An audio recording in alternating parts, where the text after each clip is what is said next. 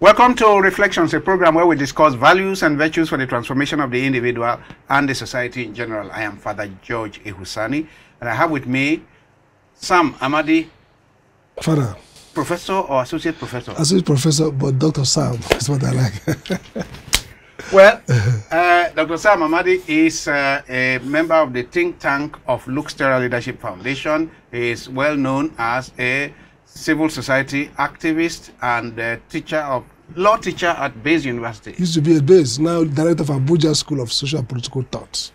Oh, director of Abuja School of Social and Political Thought. Mouthful. Yeah. Mouthful. With a lot of experience in our checkered socio-political history in Nigeria. Has been involved since 1999 till today. You came back from Harvard when? I came back in 2004, became special advisor to Senate President. Okay. No, first worked with you, Father, as you are forgetting that one. As a think tank, as a coordinator of the Catholic. Is it because there was no big money in the work in the Catholic Secretariat? Actually, you tried to pay well.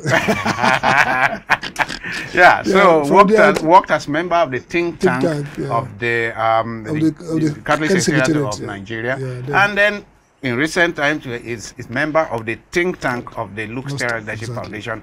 Still about the same thing, right? Yep, sure. The think tank we had 20 years ago at the Catholic Secretariat and the think tank of today at the Terra is exactly the same thing. Absolutely. How to use ideas, integrity to propose policies. And how to use the social teachings of the church. Of the Catholic social teachings. To change society for the better. Absolutely. Once again, you're welcome, Sam. We have had the elections. We have a government in place led by Bola Tinubu. But with a few policies, Nigeria is going into abject poverty and destitution. On the day of inauguration of President Tinubu, he says subsidy is gone. And immediately, fuel went from, what is it, 189? 180 something to 500 and... Some 515, 540. Good. And after 4 weeks or 3 weeks, the fuel price went from 520 to 617. Absolutely. And then there's a boomerang effect. Sure. Everything has risen. Everything has risen. At my level, the fruits I used to be able to buy, the nuts I used to be able to buy, I can't buy them because the price is prohibitive. Absolutely. And when I consider how difficult it is for me, then I imagine people who are earning 50,000 naira, 60,000 naira, and there are people earning less. 20, 30. And I am told that there are states, including my own, that have not started paying the 30,000 minimum wage after many years. Now, people who are earning anything less than 100,000, let's put it that way, anything less than 100,000, how can they cope? That's the big question. That's the question to ask.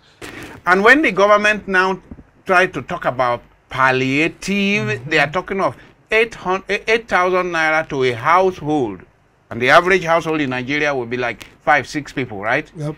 To a household. 8,000 naira. So somebody has calculated that it means 56 kobo per person per day. And there is nothing you can buy with 56 kobo. So, and what is my worry is that there is no indication from the leadership of any sense of sacrifice. Because while 500 million is voted for palliative for the poor, who are 12 million people, or at least by government reckoning, even though we have over 100 million poor people.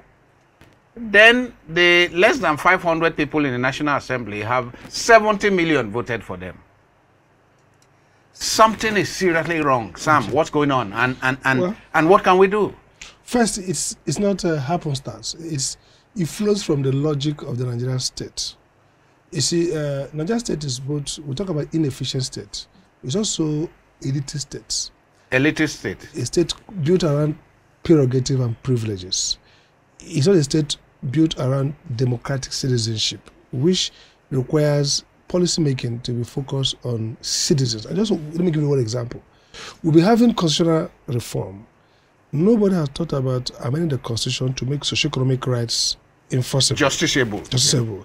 The Nigerian constitution played the first one, created these rights and say they cannot go to court to enforce them.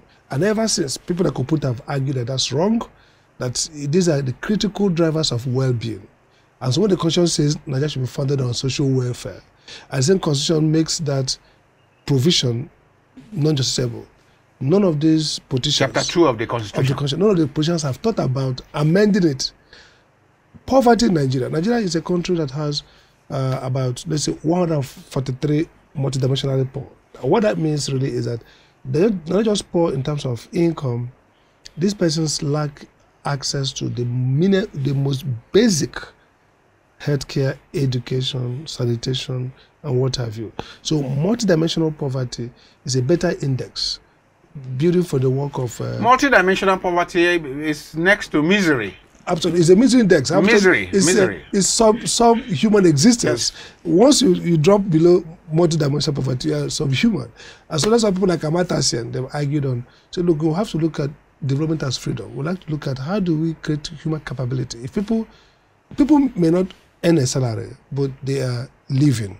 They have access to healthcare. They have safe drug, free drug for most basic ailment. They can go to school. They have food stamp. So they don't earn a salary. They are trying to look for work. But they are in Nigeria, we're talking about the working poor. But the unemployed, with unemployment rate of about 40-something to 50%, it means that many people are not even earning minimum wage. And with an economy where the informal sector is not growing in terms of wealth creation, household. So what that means first is that Nigerians are already at a very high level of misery index, hunger. The FOI says Nigeria is going to have a spike in starvation and hunger. So what that means, and then just the last 6 months, the World Bank says, the same World Bank that is saying remove subsidy, says that 7.1 million people, fresh people, have fell below poverty level. So the question then is, if you move energies, fuel, that is the heart of much of the activities. Heart of the economy. Transport, logistics. Its impact goes to food. You're talking about crop, apple. Yes. The people who produce those apples will transport them from wherever they're coming, just to Abuja. And then the person who sells it knows that he's going to spend more going home. Yes. So, like a web, every price goes up. So if you look at the food inflation, it's going high. Again, food going high, energy going high, dollar. Now you float your national currency when you are not an export-oriented country. So what they're saying therefore is that everything else we're going to use will go up, and that's why tariff. People talk about this tariff. If this tariff moved just one day, they say they want to increase it. Why would they increase it? They're not promising more expansion in hours of service. No. They didn't say we've made new investment, want to recover. No. Simply forex host volatility, because you've now moved from 400 official market dollar to $800 to 800, going to maybe 900. It simply means that the real cost is double if those costs are dollar denominated, and most of what we're doing is dollar. So the basic economics that this government is running is the economics of robbing from the poor. So you're looking at the balance sheet of government. So if we save 400 billion in this 6 months, we use it to put 70 billion to the House of National Assembly, give this to judges, give this to Villa, increase salary of public officials. Top 1%. Absolutely. And then we have enough money to steal. Now, we tell people, look, this is bad economics. One, you are contracting the economy, because if people don't have money to spend, the economy cannot grow. It cannot grow. Again, small and medium enterprises are actually the heart of economic growth, sustainable economic growth. Now, if energy is about 40% of cost of production, it means that those SMEs that are going to rely on for transport, for powering their businesses, they are now going to be less competitive. Now, they're going to drop workers. I had a staff say, look, an employee to the staff, you go work only 2 days. Now, nobody will pay you the same salary if you work 2 days. Nobody's going to pay you. It means that they're going to drop haircut. They're going to drop your salary. No, that's what a lot of people don't realize. Absolutely. That once organizations begin to say you work 2 days a week, Very the soon next step is to say, well, rationalize. You can't be paying them what, especially when you're not making more. People are producing less. They're producing less. You can't be paying more. So you're going to see inflation, unemployment, what the economists call stagflation. So the economy will stagnate and inflationary. So the question then is, even if the reason for removing fuel subsidy was inefficiency, now you would assume that the government wants to deal with inefficiency. So you would have started with first haircut for National Assembly. The National Assembly can run with 50% of the less present, of their budget. Yes. I went there the other day. They scraped all the furniture. They are totally awarded contracts to. Now, why would the National Assembly at this time remove furniture every 4 years? Quality. We're not talking about high quality furniture. We're not talking about furniture from Benin, from high quality furniture. Top high quality Italian, Spanish, British, all kinds of beautiful. You scrape everything, sell it at basement rate to senators, and they used to build their beautiful offices in town. Then you buy it again. Number one. Number two, cars. So if a leadership feels that, look, our economy is inefficient. Are they getting new cars every 4 years too? Yeah, they're getting new. They're getting new cars already. It's not like your car or my own. This is a car of each of the SUVs will be like 50 to 60 million now, or 40. No, and I'm talking of many of them bulletproof ones. Oh, they are 100 million. Now the question is this: the people are already at breaking point, and you're pushing them down. The only responsibility to do is to push yourself down. Not even down to the level, because where the difference is like night and day. But you are yourself down a little. But you are pushing yourself slightly up above the rising tide of inflation. So I think that it points to the sadism, number one. Two, to the fact that this is a state capture real. And that these guys in power are not pretending that they are not responsive to the people. So the question we now have to face is that, how do we continue to punish the poor? Are we not going to say officially that democracy is the government of the rich against the poor, the powerful against the powerless? So, and if you look at our constitution, the premise of the constitutional democracy for Nigeria is social well-being, security of everybody, equal opportunity. And the state practice, the policies and programs we develop, are actually elitist, prebendal, and based on prerogatives. The whole thing is so elitist, Sam, that there is no security. You get bulletproof cars, including those bought with government money. Absolutely. For all the top level people. Absolutely. There is bad road. You get 8-cylinder heavy SUVs that will ride roughshod. There is no fuel. And yet, government people are still riding motorcade. Till today, as we are speaking, at 617 naira per liter, you are still having 4 or 5 vehicles taking some people to work every day. Because the cost, or the increased cost of it's not coming from their pocket. So we have take for example the US, and people wonder when we say this.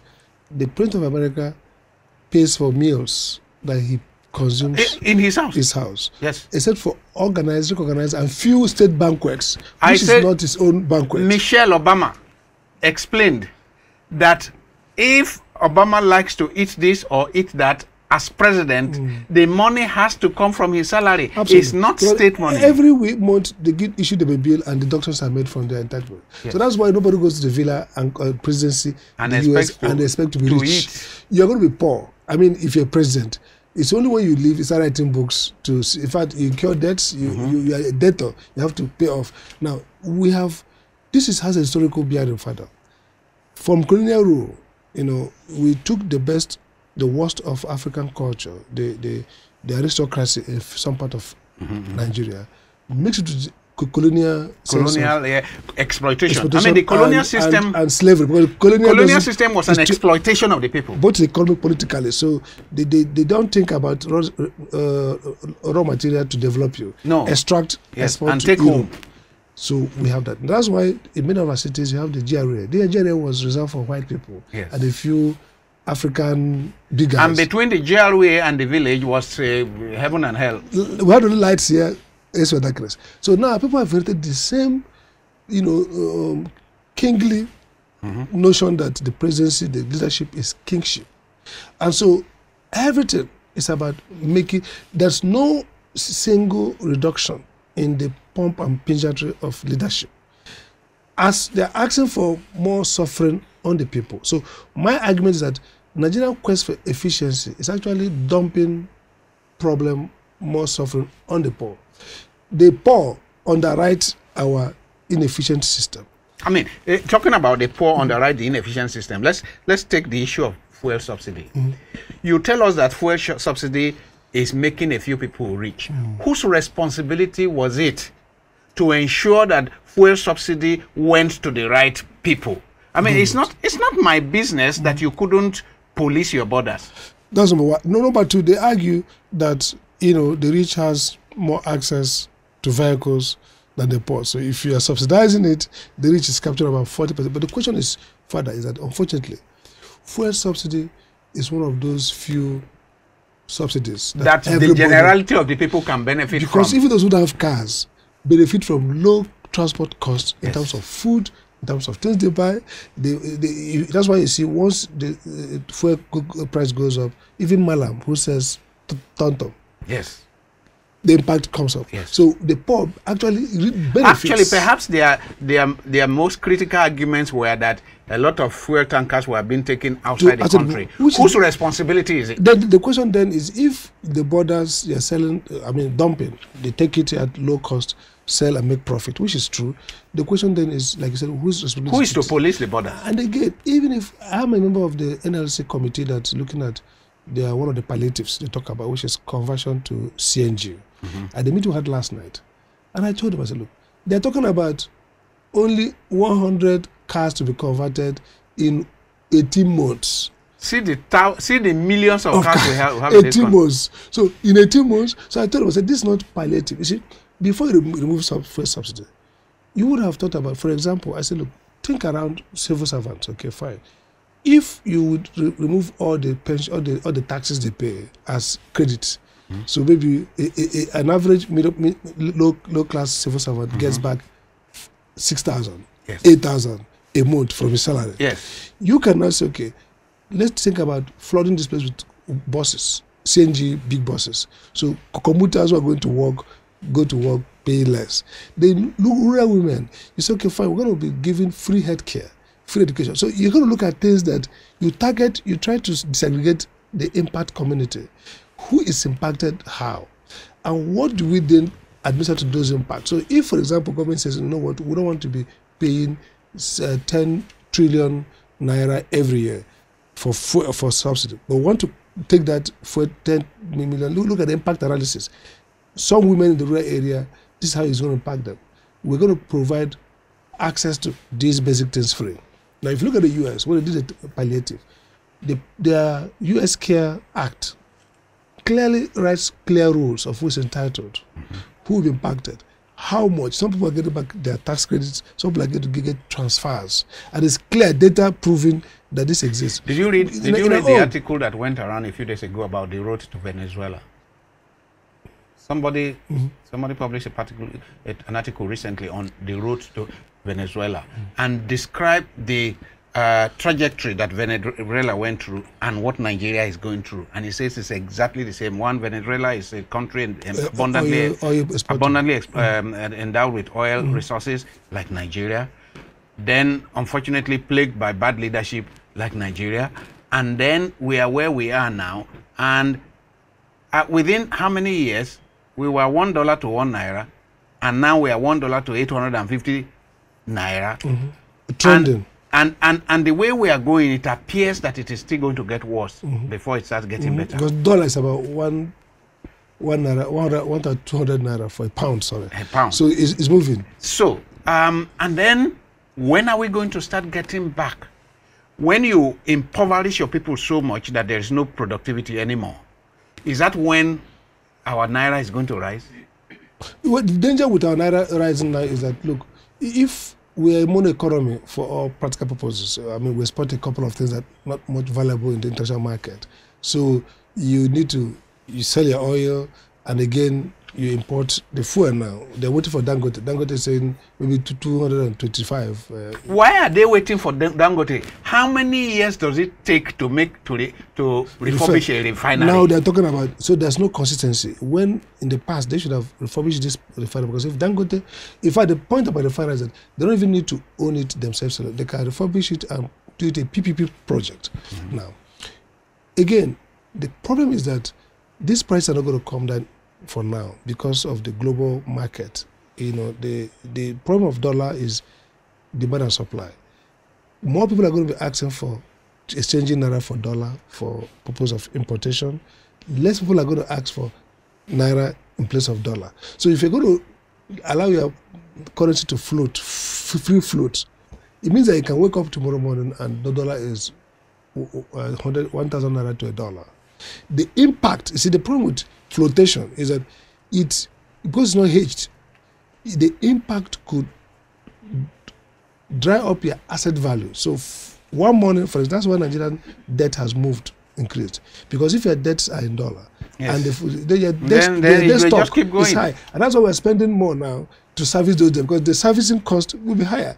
Now, so we are now left to, can we ramp up productivity? So if we produce more at home, export, even consume, then your dollar, your naira being devalued, may now become an attraction. Is it not a catch-22 issue? Yeah. Because how can we ramp up productivity when you are starving? When your people are starving and cannot go out. Exactly. And when you are concerning, states are saying don't go to work 2 times a week. So essentially, productivity is going down. Even though we're not a productive country, by virtue of the fact that we are even asking people to opt out of coming to work in a country that has very poor penetration. Even internet penetration, people are fancy for thinking about working at home. They just don't work at home. If you ask somebody to stay at home, how is the home environment? They are staying at home. There is no monitoring. So abroad, people say, okay, work at home. The people work all their life at home, and in the morning they dress up. They are working. They are working, and they don't take with personal phone calls. Absolutely, because they are working. And their supervisors can understand and appreciate and monitor. In Nigeria, if people are not in the office, 80% of the time they are not working. So you are going to have, you might see the next quarter GDP. We can begin to see the figures show that we're actually dropping in GDP, except maybe increase in oil exports, some kind of windfall, stability in the Nile Delta, maybe increase the ramp up oil supply. And then, for example, now the states have shared more higher FAC this quarter, and they are saying because they are not paying for subsidy, some of those money that NNPC doesn't return to the treasury because they claim they are paying for subsidy is now to be shared. But that's not the measure. Sharing FAC is not the measure of economic growth. That's just revenue that the state has. But the real measure of economic growth is the expansion of your productivity frontier. People are producing more, people are investing more and producing more, and people are consuming more. So the demand-based approach of economic growth, and then we have the whole issue of insecurity, which we're not dealing with. And again, it drives down. Look at Eastern Nigeria. That in the last few weeks we have not only the Monday stay at home. They announced a 1 week stay at home, 2 weeks stay at home. And that is one of the most productive parts of Nigeria. And people have now, if you look at the fatality rate, maybe small, but if you look at the economic cost, it's very high. People now finish on Monday, Sunday. Then Monday is a public holiday. They desire it. They have now gotten attuned that Monday is for playing draft, relaxing, attending. So they now kind of adapt to the fact that they're going to spend Sunday, Friday evening, let's say Saturday, almost like public holiday, it's a holiday. Sunday holiday, then Monday is an additional holiday. So the problem is that psychologically, we are getting attuned to non-production. And secondly, investments, businesses cannot cope. They adapt. Yes, some of them adapt, but that adaptation is actually a form of, reducing capacity and not investing more. we have our neighbors, Ghana, don't forget. Yes. So the idea that investors can easily move, many of the products that have been produced in Nigeria can be produced elsewhere and brought into Nigeria. Easily. And as we're going to Africa Free Trade Agreement, it means that we might be in a difficult situation, insecurity, Boko Haram, or IPOB, whatever it is, that many of the companies that are Nigerian companies, by virtue of ownership, may even move and be working if the environment and producing is, from the environment there, is and then bringing the commodities. Nigeria is a major consuming bloc in the West Africa. That means Nigerian consumers will consume products that are produced outside Nigeria, and so we will lose that GDP impact because the other countries then we'll be paying to import those things. Yes, because the other countries will have it, the tax will be paid from those countries, and they will import those commodities that are produced by Nigerian companies that ought to have been in Nigeria. So you can see that the economic impact of insecurity is enormous. And the unconstitutional nature of our governance, the illegitimacy questions around legitimacy of the president, of this governor. So the country is actually in a very difficult situation. Again, look at what's happening in Niger, Mali, Guinea, across our West African coast. It tells a story of fear, of destabilization. And it becomes more acute when governments are both constitutionally illegitimate and ineffective. Yeah, we shall discuss. We shall have to have another session to discuss legitimacy and progress and development, because I mean it's a big issue. How, to what extent you can really make progress when there are serious questions of legitimacy. Big one. I've been speaking with Dr. Sam Amadi, Associate Professor of Law, and thank you for coming, and we shall continue the discussion. Thank you. Thank you.